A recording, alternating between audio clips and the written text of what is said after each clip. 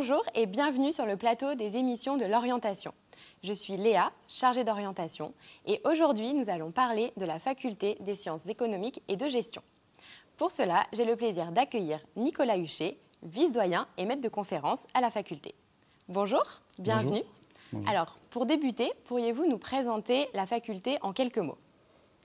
Faculté d'économie, ce sont 700 étudiants en plein cœur de Toulon, dont 300 en première année, sur un tronc commun, puisqu'en première et seconde année, nous sommes en tronc commun, en sachant que les étudiants peuvent se spécialiser dès la troisième année de licence, puis dans le cadre des parcours de master qu'on leur propose. Et existe-t-il un profil idéal pour intégrer la licence d'économie? Alors, en ce qui nous concerne, toutes les matières du socle commun sont importantes pour nous, parce qu'elles attestent de capacités rédactionnelles, de capacités de synthèse, d'une culture générale aussi.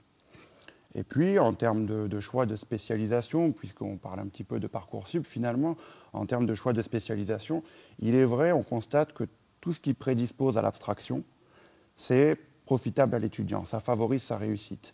Ça va être des spécialisations de type ingénieur, mathématiques, sciences éco bien sûr, physique, chimie typiquement, ça aide l'étudiant.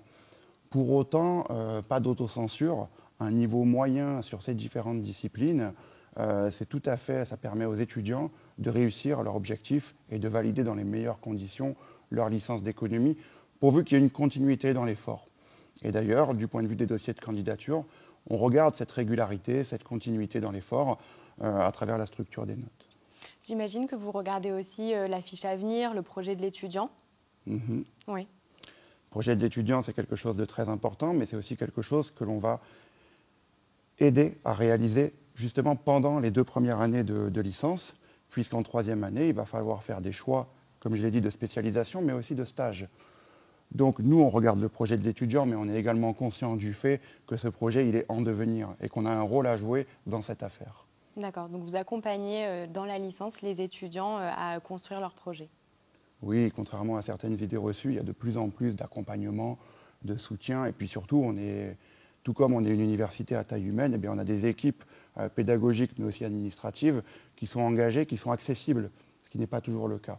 Qui sont accessibles, y compris dans le cadre de la recherche d'un stage, par exemple. D'accord. Voilà. Et juste pour revenir sur Parcoursup, un lycéen qui est face à la plateforme Parcoursup, quels sont les vœux possibles pour lui pour s'inscrire en licence d'économie? Comme je l'ai dit, c'est un tronc commun en première année, donc on va candidater pour la licence sciences économiques et de gestion. Oui. Les choix, ils interviendront après. Mm-hmm. Sauf à dire que cette année, c'est vrai qu'on ouvre un parcours qui s'appelle Accès Santé. On ouvre ce parcours pour des candidats qui souhaiteraient faire carrière dans le secteur médical, mais qui n'atteindraient pas leurs objectifs.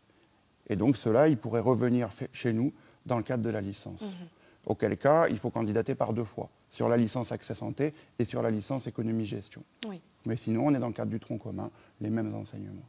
D'accord. Et y a-t-il des possibilités de stage, d'études à l'étranger en licence d'économie? Alors les stages chez nous, comme j'ai dit, c'est seulement en année 3. C'est vrai qu'en année 1, en année 2, on prépare le terrain, on travaille sur le fond, et en 3e année, on va réaliser des stages. Ces stages, ils vont avoir lieu dans la région, également au niveau national, voire international. Et de la même manière, comme vous le dites, on peut réaliser un semestre d'études à l'international. D'ailleurs, on accueille et on envoie à l'étranger des étudiants grâce à un service des relations qui est dédié, qui développe des accords de partenariat, des conventions. Et puis ces stages, donc selon qu'on est en licence ou en master, ça ne va pas être les mêmes zones géographiques ou le même type de structure. Enfin, globalement, on peut dire que c'est très, très varié, quoi. Ça va vraiment... on a beaucoup en licence, par exemple, de PME, TPE, de petites entreprises qui vont être dans le transport avec les dimensions logistiques ou dans la cosmétique, qui vont être donc au niveau bancaire. On a beaucoup de stages, y compris de l'alternance dans la banque. Je crois qu'à peu près toutes les antennes bancaires de la région Sud-PACA sont partenaires de la faculté d'économie. Mais vous allez avoir aussi donc, des structures comme, je sais pas moi, VAR Habitat, VAR Équitable, la Chambre des métiers. Et puis après, à une échelle plus large, des grosses structures, je sais pas moi, Disney, Max Havelaar, et puis des institutions internationales aussi, ou nationales. Nos étudiants sont parfois à la Banque de France, au programme des Nations Unies pour l'environnement ou dans des ONG également, des associations. Ouais. Donc là, vous parliez des stages et en même temps, du coup, des débouchés possibles pour vos étudiants? Des stages, des débouchés et puis de notre offre de formation, puisque c'est vrai que les stages que je mentionne, ils sont cohérents par rapport au choix de spécialisation qu'on propose et on les retrouve après. C'est ce que montre toujours pareil, hein, c'est disponible sur le site internet. L'Observatoire de la vie étudiante fait des enquêtes, les métiers auxquels prédisposent nos formations, les taux d'insertion, etc. Tout est disponible sur le net. Et il est vrai que ce que j'avance en termes de stages, on le retrouve sur les métiers où à peu près tous les secteurs d'activité, beaucoup de secteurs d'activité en tout cas, sont représentés. Donc j'ai parlé par exemple de la finance avec des conseillers professionnels, des gestionnaires d'actifs, des personnes qui travaillent dans l'assurance, mais également dans le nautisme, la viticulture. Et puis on voit sur le site aussi des métiers en lien avec l'expertise, le conseil aux entreprises, en lien avec la réalisation d'études, le développement de projets, des choses comme ça. Oui, donc les débouchés, en tout cas les domaines sont très variés. Oui, c'est le moins qu'on puisse dire, oui, c'est vrai.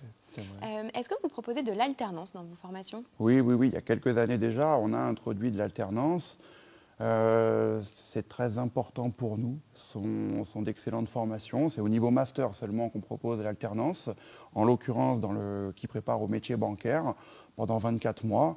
Là, vous avez des taux d'insertion très élevés, vous avez une forte spécialisation, tout en gardant ce qui est notre cœur de métier, c'est-à-dire des étudiants qui sont formés pour être aussi polyvalents, structurés, qui ont du socle, et du coup qui savent rebondir dans leur carrière professionnelle. D'accord. Alors, merci pour cette présentation détaillée des stages et des débouchés professionnels. Maintenant, je vous propose de rentrer un peu dans le vif du sujet, les études de la licence d'économie. Quelles sont les matières, concrètement, qu'un étudiant va avoir? Oui, on revient à la première année, c'est très important, en effet. En première année, on va avoir beaucoup de cours, j'allais dire, initiatiques, en fait. Si vous voulez, on découvre un univers nouveau. Il y a pas mal de choses qui changent par rapport au lycée. On est dans la continuité, puisque, bon, on est là pour l'étudiant. Mais les changements, ils vont concerner notamment la taille de la promotion. On est plus de 300 subitement. Change l'objectif aussi, on passe sur un horizon de 3 années. On change même de méthode parfois, puisque pas mal d'intervenants font de la recherche, ils sont là pour proposer des nouveaux outils, etc. Donc du coup, ce qu'on fait dès la première année, on capitalise sur un socle qui est assez standard et on développe des contenus standards de type sociologie, économie, droit, gestion, sciences politiques, voilà, pour avoir ce socle de culture générale, à côté duquel, bien évidemment, on fait pas mal d'économies, on appelle micro, macroéconomie, et puis mathématiques, stats, proba, dont on a parlé tout à l'heure, qui constituent par rapport auquel il ne faut pas être allergique en tant qu'étudiant. Il n'est pas nécessaire d'être excellent, mais il faut pouvoir se frotter à ces disciplines. Oui. Bon. Ça, c'est donc, je l'ai dit, un contenu de première année assez standard. Mais en deuxième année, on fait des choses, du coup, on va s'ouvrir un petit peu à de nouveaux horizons. Et on introduit, alors pour une partie, par exemple, de la finance publique, analyse financière, finance d'entreprise, éco-bancaire. On va introduire de l'histoire de la pensée, de l'informatique. Et on va ouvrir un petit peu le spectre, élargir le spectre, de manière à intéresser l'étudiant et lui permettre à chaque fois de mobiliser les outils sur lesquels il a travaillé l'année précédente, de les appliquer. C'est un petit peu l'idée, quoi. Et puis en troisième année, comme je l'ai dit, donc choix de spécialisation, d'ores et déjà, c'est quelque chose qu'on a introduit il y a 2 ou 3 ans et qui marche très très bien. Voilà, puisque l'étudiant a une idée plus fine, plus précise de son projet. C'est d'ailleurs à ce moment qu'il peut réaliser un stage, des projets tutorés. Et quelles sont les spécialisations proposées en master? En master, on va pouvoir se spécialiser, il y a des parcours dans le commerce équitable, où il y aura beaucoup d'international, associations humanitaires, etc. On a également de la gestion des risques. Alors, traditionnellement, ce sont des risques financiers, mais de plus en plus des risques environnementaux.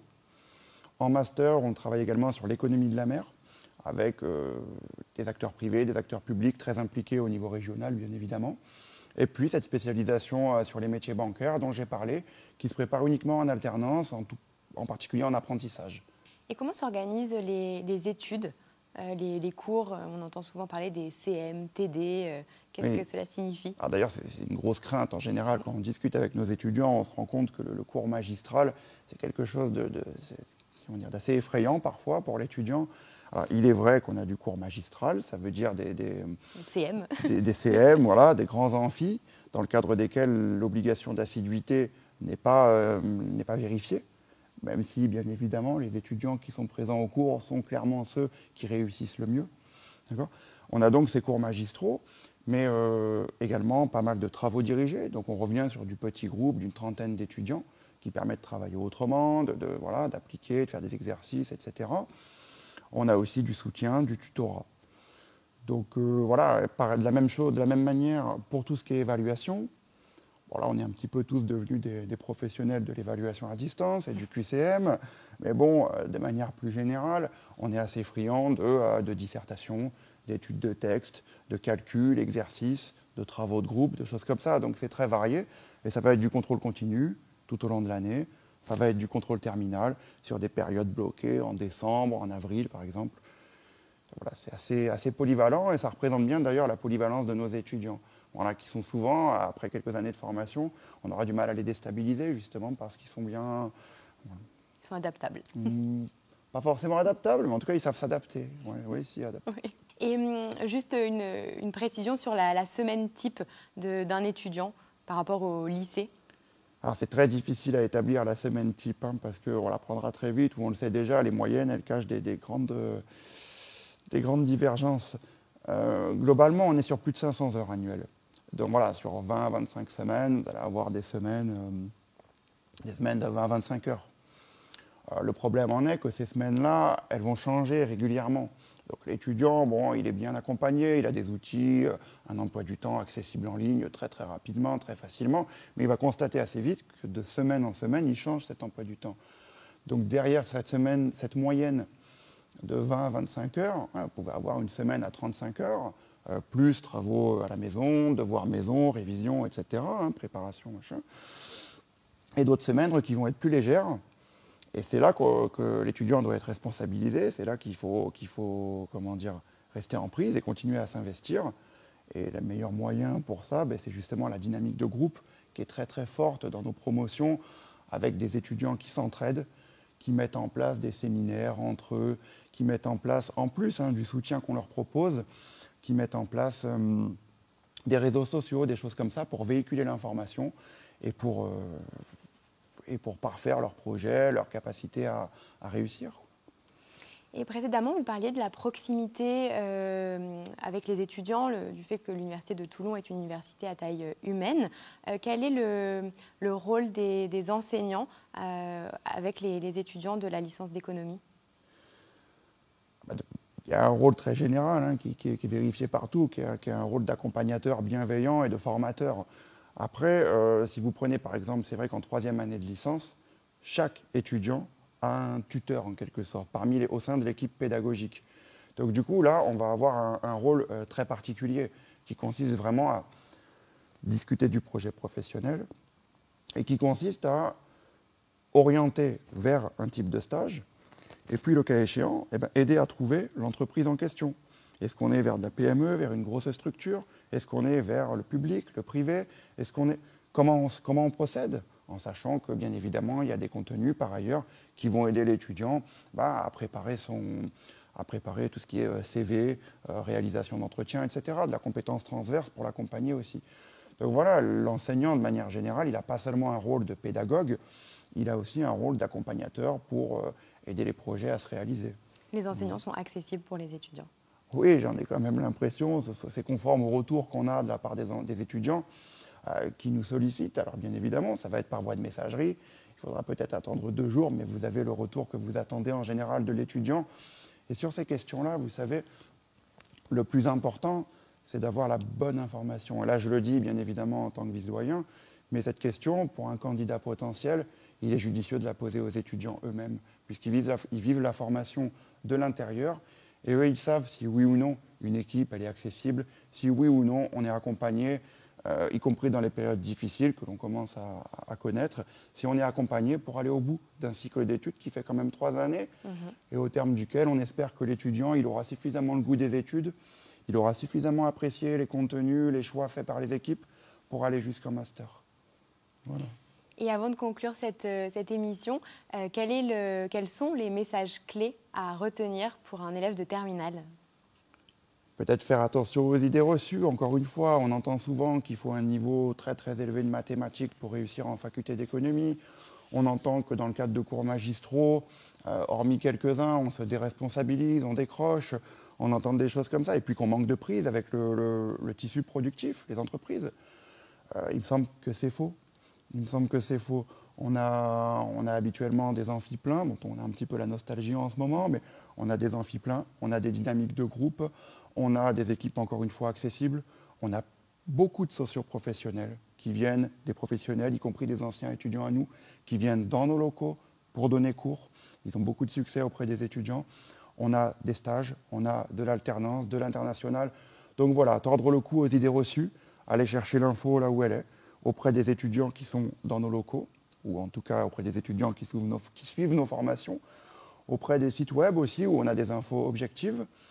Voilà, aller chercher cette information, ne pas faire d'autocensure, parce que les étudiants, déjà ces derniers temps, ont montré qu'ils étaient très forts, qu'ils avaient plein de ressources. Et puis voilà, considérer qu'une fac d'éco, globalement, c'est traiter des problèmes de société qui sont passionnants. C'est faire du décryptage du monde contemporain, et puis c'est acquérir des outils. Des outils qu'on va appliquer, qui vont servir à s'insérer sur le marché du travail, mais qui vont servir, on l'a dit tout à l'heure, à s'adapter. Et voilà ce que j'avais à dire sur la faculté d'économie. Merci beaucoup pour ces échanges. Merci à vous. Si vous souhaitez en savoir plus sur nos formations, sur l'université et sur la vie étudiante, rendez-vous sur le site de la JPO, Journée Portes Ouvertes. Toutes les vidéos sur les autres formations de l'université y sont également disponibles. Merci à vous d'avoir suivi cette émission. À bientôt.